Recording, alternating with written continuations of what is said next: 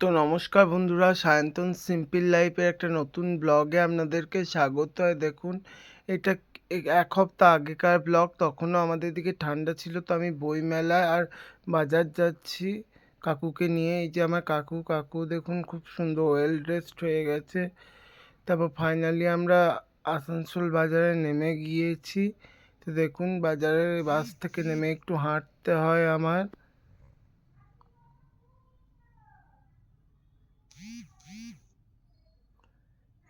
এই দেখুন, আমরা বাজার করতে চলে এসেছি। এটা বিএন ঘাটি বলে একটা শপ আছে, এখানে বাজার করতে চলে এসেছি। এদের দোকানের কারুকার্যটা দেখুন, অসম্ভব সুন্দর। অনেক দিন পর গেলাম। সিঁড়ি দিয়ে উঠে আমরা মেল কাউন্টারে যাচ্ছি। এই যে দেখুন, এই কোট, জিন্সের প্যান্ট এগুলোই দেখছিলাম। অনেক দিন বাজার যাওয়া হয়নি, সামনে বিয়ে বাড়ি আছে, তো ওই জন্যই টুকিটাকি নিলাম একটা।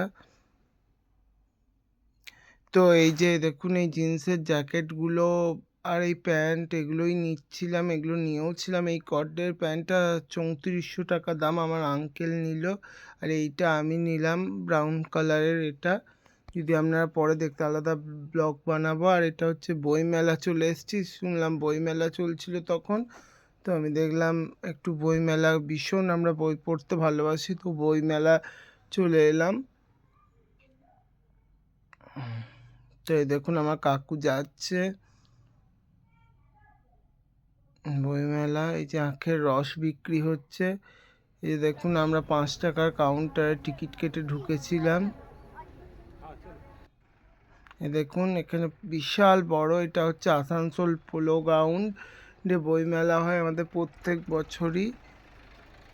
এটা আপনার একটু বার্নপুর থেকে দূরে দূরে আছে। এখানে প্রচুর বইয়ের স্টল এসছিল অগুন্তি। তো এই দেখুন, আমরা প্রিয়া বুক হাউসে চলে এসেছি। এখানে বইগুলো খুব ভালো। এখানে আমরা অনেকগুলোই নিয়েছি। বিভূতিভূষণের বই, ঈশ্বরের প্রাণ, সবই প্রেম, এগুলো কিনেছি আমি। তো আপনারা যদি দেখতে চান তো পরে আর একটা ব্লগ বানাবো আমি। এটা পত্র ভারতী বলে আর একটা স্টলে চলে এসেছি। পরশুরামের গল্প সংগ্রহ, ছোট বড় সবারই বই আছে। শুধু প্রেম আছে একটা বইয়ের নাম। ছোটদেরও অনেক বই আছে, আবোল তাবোল থেকে শুরু করে সমস্ত। এরপর পাণ্ডুলিপি বলে আর একটা স্টলে চলে এসেছি। এখানেও প্রচুর ধরনের বই আছে, সাহিত্য নির্ভরশীল, সঙ্গীত নির্ভরশীল। শ্যামাচরণ লাহিড়ীর, B.R. আম্বেদকারের বই আছে। এরপর দক্ষ ভারতী বলে একটা স্টলে চলে এসেছি। এখানে সব বাচ্চাদের বই আছে, বাচ্চাদের পশ্চিমবঙ্গের রঙ্গরূপ, তাও তোমাদের চিড়িয়াখানা, দ্য জুরাসিক ওয়ার্ল্ড। এখানে হাসি খুশি হাতের লেখার বই এসবই পাওয়া যাচ্ছিল। কপি বুক, বাচ্চাদেরই সমস্ত বই ছিল, বড়দেরও কিছু বই ছিল। তো ভালোই লাগলো, একদম ছিল। তো তারপরে আমরা পাশের স্টলে চলে গেলাম। পাশের স্টলও খুব সুন্দর করে সাজানো। জাতকের গল্প, ছুটির গন্ধ, ছুটির সানায়, ছুটির পলাশ, ছুটি নিয়ে অনেক গল্প আছে। বিবেকানন্দ যে অনেক বই আছে। এটা হচ্ছে আপনার নির্মল বুক এজেন্সি। এরপর আমরা চলে গেলাম গিরিজা লাইব্রেরি বলে আর একটা স্টল। এখানে রেইকি চিকিৎসার জন্য, খনার বচন, বাস্তুশাস্ত্র, জ্যোতিষ, প্রচুর বই পাওয়া যাচ্ছে। ধ্যানের বই পাওয়া যাচ্ছে, বাস্তু, তারপর মানিক শ্রেষ্ঠ উপন্যাস, মানিক বন্দ্যোপাধ্যায় সঞ্চয়িতা, ভৌতিক গল্প, এইসবই বই পাওয়া যাচ্ছে। বিভূতিভূষণ খুব ভাল লাগলো, বেশ বড়। জকের ধন, এটা যে সিরিয়াল হয়েছিল বহুদিন আগে, ওই বইটা পাওয়া যাচ্ছে, আমি জিজ্ঞেস করেছিলাম।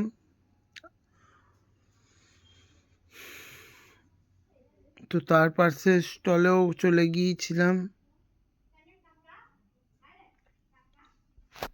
খুব সুন্দর, এখানে রাঢ় বাংলার প্রচুর গল্পের বই পাওয়া যাচ্ছে। তারপর দ্রোণের বই পাওয়া যাচ্ছে।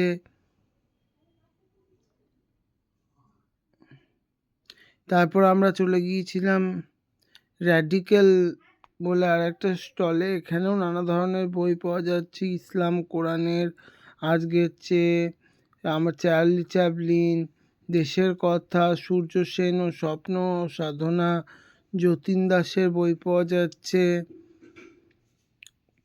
তো তারপরে আমরা আর একটা স্টলে চলে গিয়েছিলাম, প্রচুর বই পাওয়া যাচ্ছে, এখানে থরে থরে বই সাজানো আছে, বিশাল বড়, এখানে বাচ্চাদের বই আছে।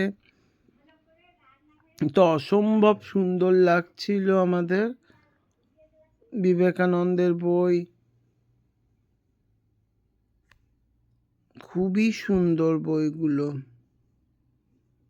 হীরক সংগ্রহ, কবিতা, মানে 100 বছরের পুরনো কবিতা, ভারতের চিত্রকথা, দীপকাকু সমগ্র। এই স্টলের নামটা আমি একটু,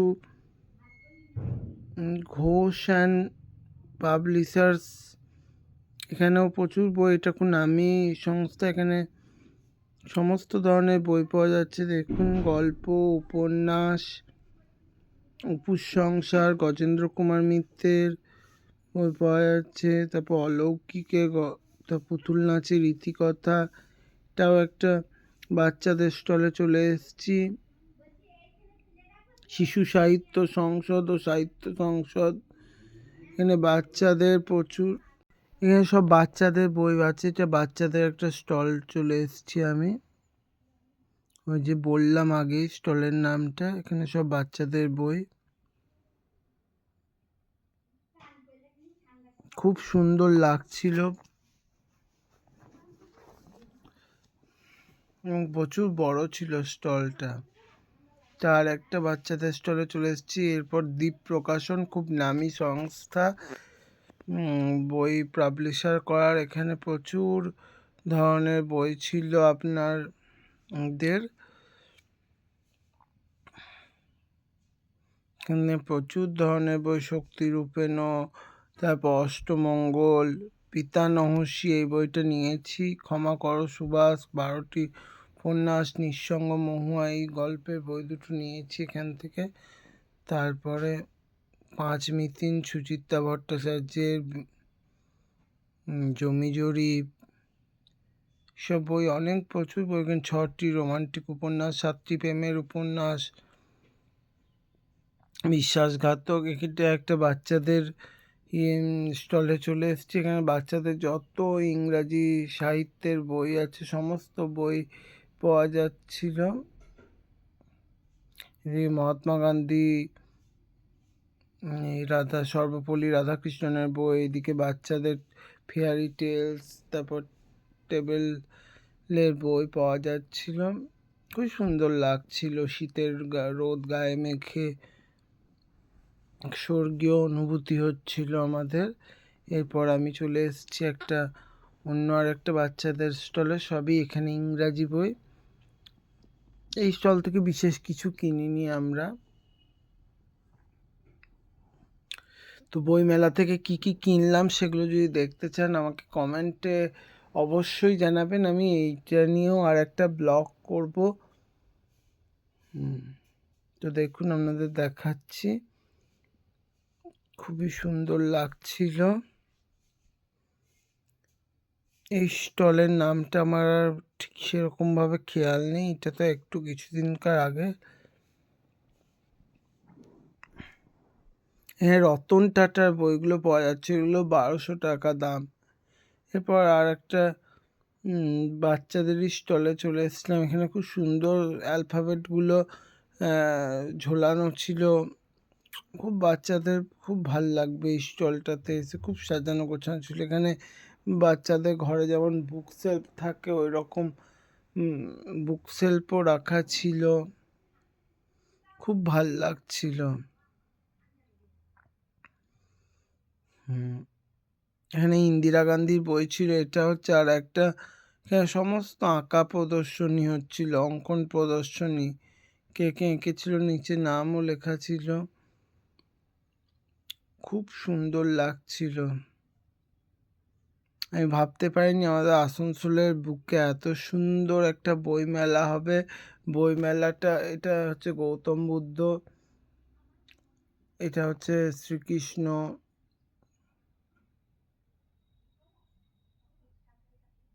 খুব ভাল লাগছে। আমার বাড়ি থেকে যদিও বেশ কিছুটা দূরেই, এটাও আমি চলে এসেছি।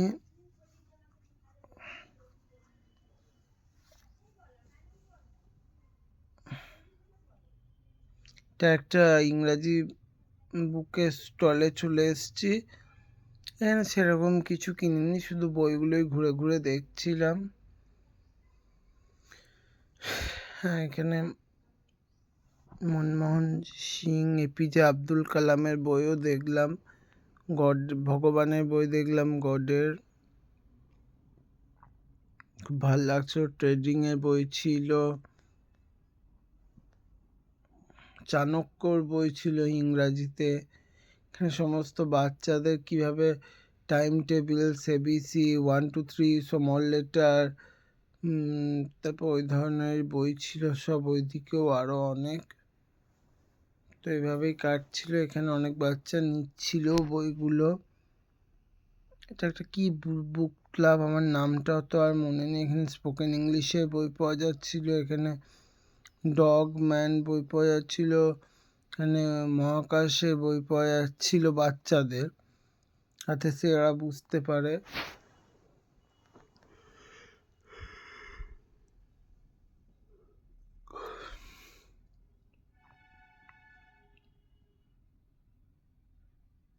খুব ভাল লাগছিল আমার মেলাটা ঘুরে। এখানে দ্বারা শিকড় বই পাওয়া যাচ্ছিল।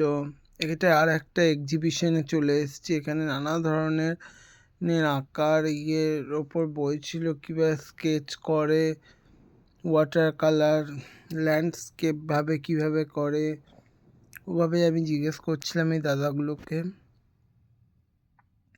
এটা হচ্ছে আর একটা শেষ স্টল, এটাই আসানসোলের শেষ স্টল। এখানে যত রাজ্যের ভূতের বই পাওয়া যাচ্ছিল, খুব ভাল লাগছিল। বাট খুব সুন্দর রবীন্দ্রসঙ্গীতও বাজছিল, বাট আমি এগুলো তো ক্যাপচার করতে পারিনি। সবাই জানেন কপিরাইট ক্লেম আসবে, ওই জন্য আর ক্যাপচার করা হয়নি। এখানে সমস্ত ভূতের বই পাওয়া যাচ্ছিল।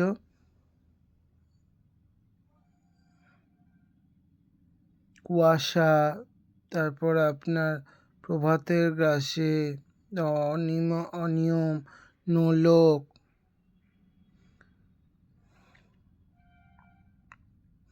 আমি বইটা পুরো কমপ্লিট করার জন্য পুরো মেলাটা খুব তাড়াতাড়ি করেছি। এটাও একটা আঁকার দোকানে, চিত্রলেখা পাবলিশার্স নামটা আমার এখনও মনে আছে।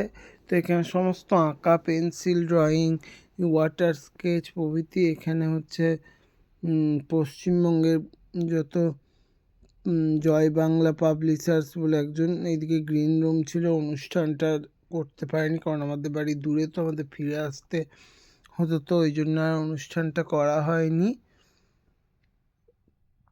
এখানে ঠাকুর দেবতার বই পাওয়া যাচ্ছিল, যোগী মহারাজের।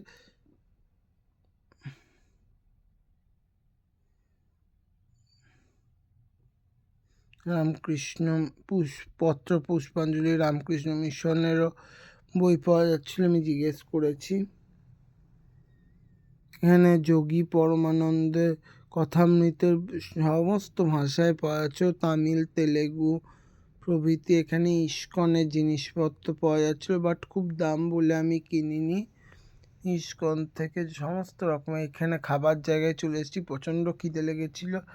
তো আমি এখানে একটা চিকেন কাটলেট 30 টাকা নিয়েছিল আমার কাছে। এখানে পিঠে পুলিও ছিল, বাট আমি একটা পাটিসাপটা, একটা মালপোয়া টেস্ট করেছিলাম, বাট সেগুলো ভিডিও করিনি কারণ আমাকেও লোক ছিল না, আমি স্ট্যান্ড নিয়ে যাইনি। আমি শুধু একটা ভিডিও করতে পেরেছি খাবার, সেটা দেখতেই পাবেন একটু পরে। ভিডিওটা এখন করছে। এখানে স্টল, সমস্ত ধরনের স্টল এসেছিলো, খুব লোভনীয় খাবার। বই কেনো আর খাও, বই কেনো আর খাও। প্রচুর ভিড়ও ছিল। আমি এই রিমঝিম ক্যাটারার থেকে একটা চিকেন কাটলেট আর পাশে দোকান থেকে 1 কাপ চা আমি অর্ডার করেছিলাম। কার্তিক দ্য স্পেশাল টিটা 40 টাকা নিয়েছিল। এই যে চিকেন কাটলেটটা দিয়ে দিয়েছে। তো তো ফাইনালি আমি টোটো করে বাস স্ট্যান্ড চলে আসছি, আমি আর আমার কাকু মিলে। তো বাসে প্রচণ্ড ভিড় ছিল, ওই জন্য আর আমি আপনাদেরকে করে দেখাতে পারিনি ভিডিওটা। হ্যাঁ, বাস স্ট্যান্ডে যেতে আমাদের এখান থেকে কিছুটা ফাঁকা রাস্তা এরকম পেরোয়। তো বাসের থেকে নেমে একদম ঘরে ফ্রেশ হয়ে ভিডিও করছি। আপনাদের ব্লগটা কেমন লাগলো অতি অবশ্যই জানাবেন। আমি জানি আমার ব্লগগুলো অনেক দিন পর পর আসে, আর আমার ব্লগ যদি আপনাদের ভালো থাকে লাইক শেয়ার সাবস্ক্রাইব করে দেবেন। ততক্ষণ সবাই ভালো থাকবেন, সুস্থ থাকবেন।